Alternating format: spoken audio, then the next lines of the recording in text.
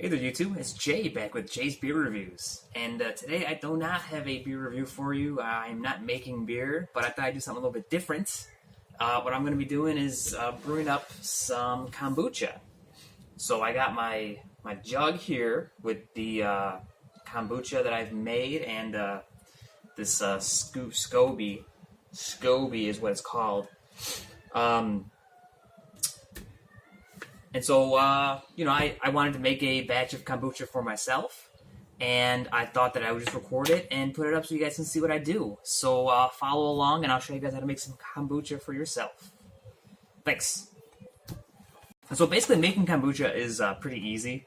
All you really need is some tea, some water, and then some sugar. And the most important thing when making kombucha is that you have your, starter. It's a Scoby is what they call it. It's like this collection of bacteria and yeast and whatever other stuff. I don't really know, honestly. But it's like this disgusting looking blob that basically does the work. So if you were making a beer, your yeast is what does the work in making the beer. And in this case, you're making some kombucha. It's that Scoby. I had a 9-year-old school me on this. Anyways, it's that starter. And so what I have here is actually a Scoby that I grew up myself. You can see it kind of floating around here in the bottom. Really gross looking. What I did is I basically just went to the store and I bought myself a bottle of kombucha, and I took that bottle, I poured off, however much I was going to drink, and I saved about a quarter or a half of that bottle, and I poured it into some already made, tea with some sugar in it, and I let that sit for about a month, actually. So that sat for a while, and then I dumped it.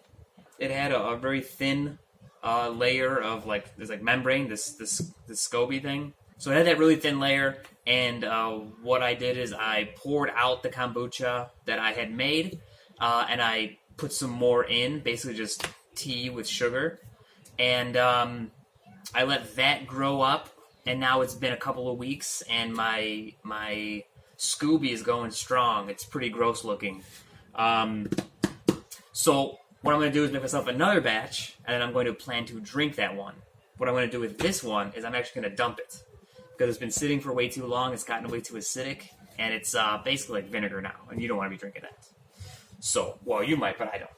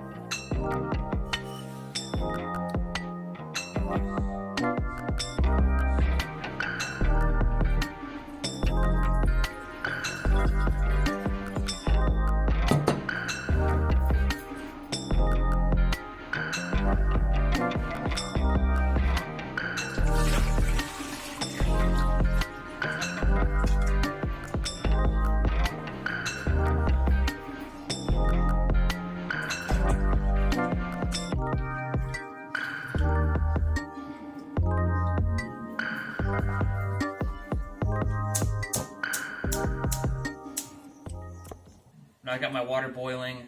All I'm going to do now is I'm just going to cut the heat, and then I'm going to put my tea packets in. And that's it. That's all I'm going to do. So I'm going to turn it off.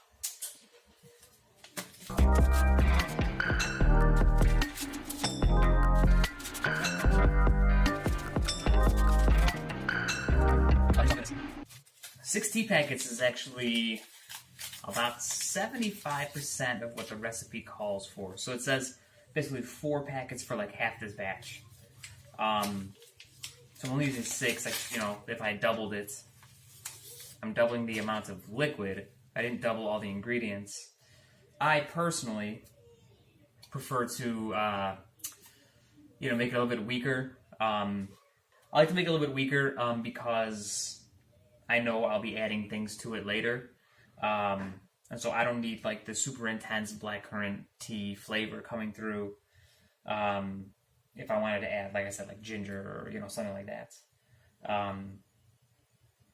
So I'm going to let this sit. I don't want to let it sit for too long. I mean, I would take the whole thing, throw it in my fridge, but I don't really want to do that. So I'm going to let it sit for like 5 minutes. And then when it's done, I'll throw it in the fridge.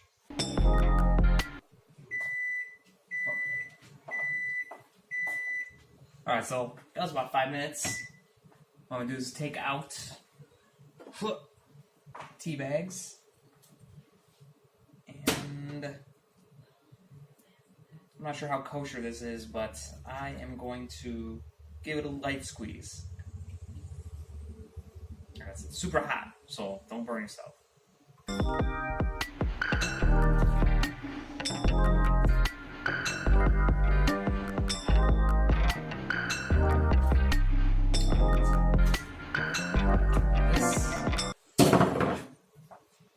And come right here, I got my lid. I'm gonna put the lid on. I'm going to throw this into the fridge, and then once it cools down, I'm gonna throw it into my kombucha bucket.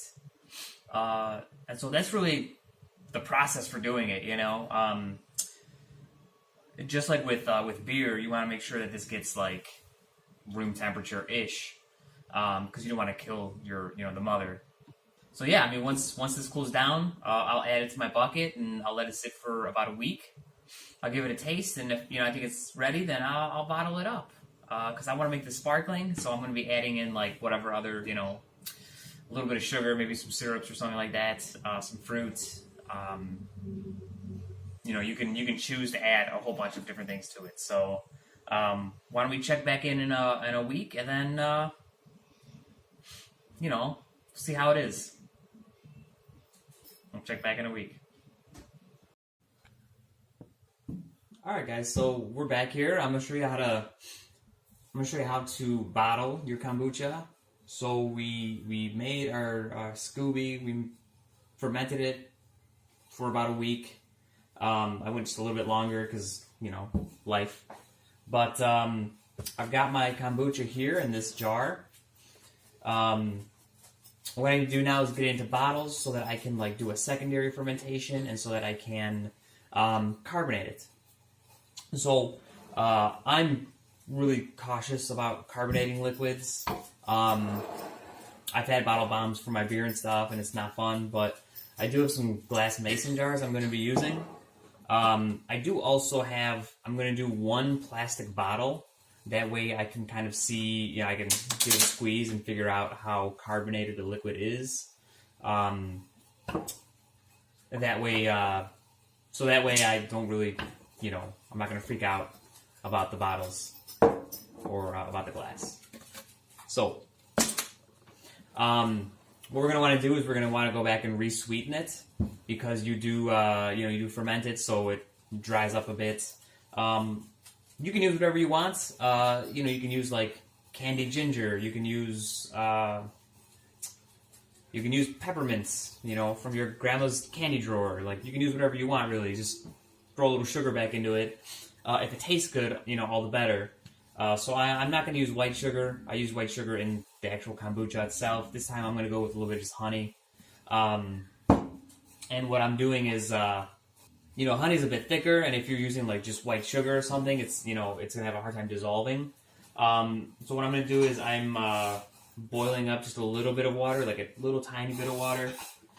And I'm going to add the honey to that, stir it up so that it's like a little less viscous.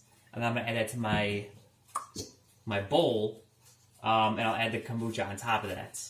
I don't like having another vessel I'm putting the kombucha into. However, my kombucha jar doesn't have a spout, so I'm going to have a hard time pouring it.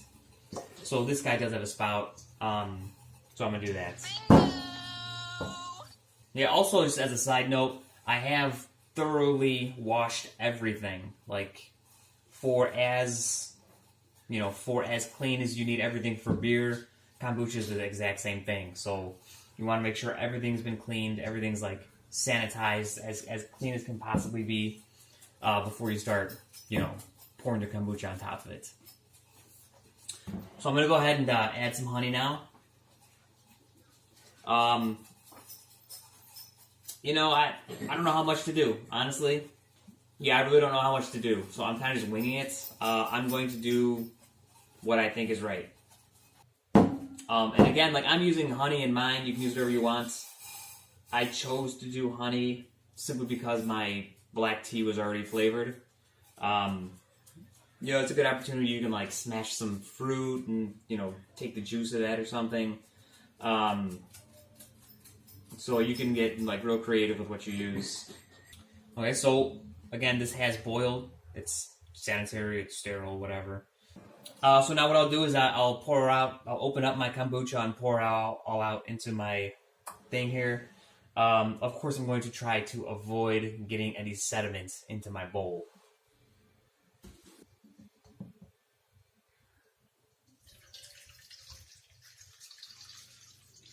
Alright, I cut it off with just a little bit left. I'm going to keep the Scoby in here. Scoby. And what's really interesting, I haven't done kombucha very often, but the mother, like, kind of folded in on itself when I did the fermentation, and there's already, like, with it folded in, there's another kind of translucent layer over the top of it. It's wild. So I'm going to close that, and again, I'll save that for later, of course. These are 8-ounce mason jars. They're like jelly jars or something.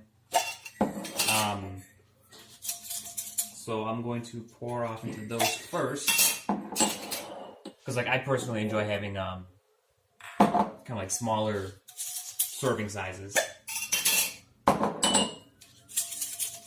But I do also have, like, regular pint mason jars, just because I do have a lot of liquid here. We go outside? We go outside? I want to pour into this guy, into the plastic, but I also don't want to pour that first, because I'll be sloppy with it, I know.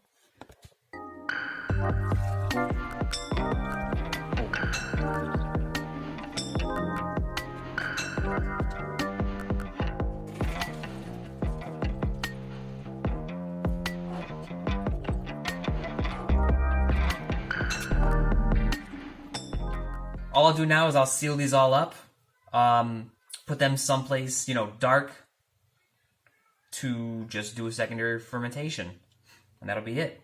And actually, one of the cool things, like I said, I like using these little jars just because it's a smaller serving size, but the little jars, like, you can give them out as, like, gifts, or, if someone comes over and you want to offer it to them. It's a nice size. Now, of course, no matter what calculations you do, you don't always run out with a perfect amount. So I have the perfect amount to drink right here. Half of this is like 4 ounces or whatever. That's actually pretty good. Truth be told, I've not really made kombucha before, so this is I know it's a how-to, but it's just what I'm doing to get it done, It's really good. I mean, it's a little sweet because I just added a little honey to it, Really, really nice. Not overly, like, sour or anything. It's got, like, just a hint of tartness. And I did use a blackcurrant tea, and you can really get that kind of blackcurrant character.